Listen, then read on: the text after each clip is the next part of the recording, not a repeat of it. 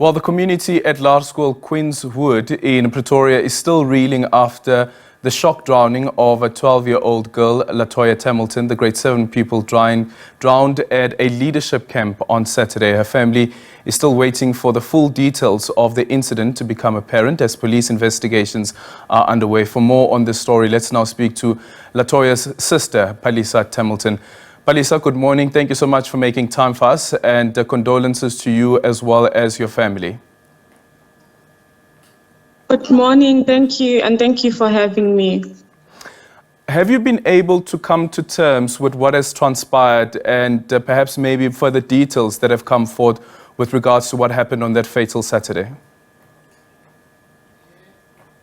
No, we haven't, because we still don't know what happened. We expect the people who were there, the teachers, to explain to us what happened, but no one is saying anything. There hasn't been any form of communication. Yeah.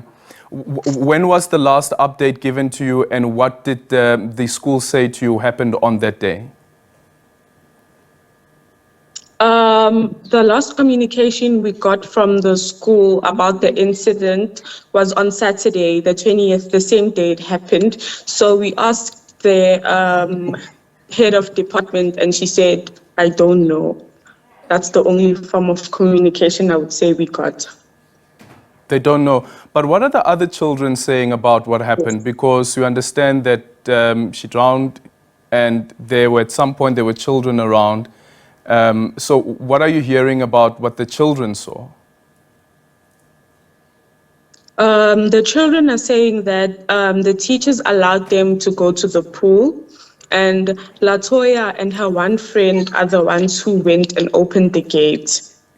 The next thing they saw was Latoya fighting for her life in the water. But because she was very bubbly and she liked to joke, she was very playful, they thought it was a joke. And at which point did they realize that actually this is an emergency unfolding? I'm not too sure, because another thing that they said is that they tried looking for her everywhere. The water wasn't really clear, so they couldn't see her. I'm guessing she was now at the bottom of the pool. Yeah. And from the owners of the facility, do you know whether there are any CCTV footage or cameras that are set up? No, there are no cameras set up there by the pool, because we were there and I did not see any cameras. Yeah. And what's the school saying about supervision on that particular day and that particular moment as well? The school is not saying anything.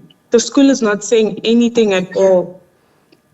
I see that the Department of... There's no form of coming.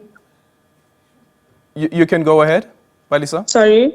You can go ahead. Oh, I was saying that there's no form of communication from the school. There's nothing.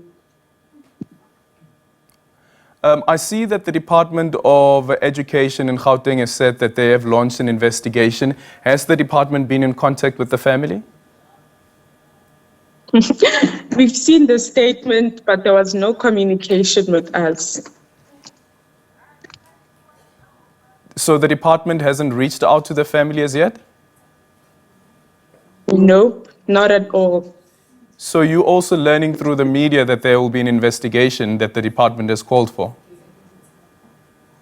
Yes, and in my understanding, I feel like they should have spoke to us first before the statement. They should have told us that we are going to be launching a private investigation or whatever, then the statement will follow.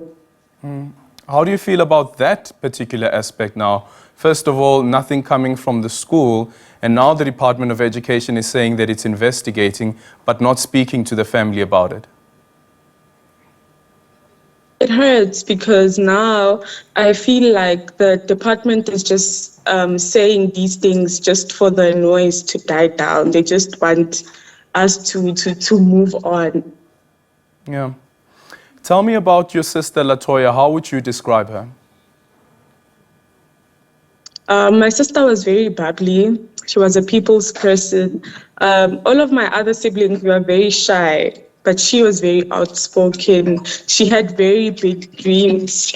She loved her friends so much. So one thing I appreciate is that she was with her friends. She spent her last moments with her friends. I'm really happy about that. Yeah. And do you know whether she could swim Yeah. at all? Latoya could swim. She had basic swimming skills, but she was not a professional swimmer. Yeah, and I guess maybe her friends would have known that she can swim and she has the basic skill to swim. Yes.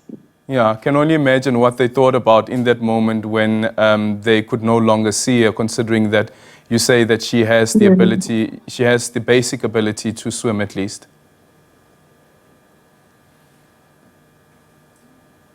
She wasn't perfect, obviously, because we don't have a pool at home, first of all. So we can't say she kept on swimming. She practiced how to swim. No, we don't have a pool at home. So, yeah. Okay, Palesa, tell us about the preparations for the memorial service as well as the funeral. Okay, so the only memorial service she had was the one that was hosted by the school on Wednesday, which was a very intimate and beautiful ceremony. So we do thank the school for that.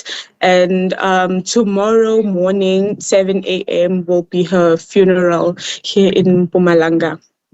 Okay.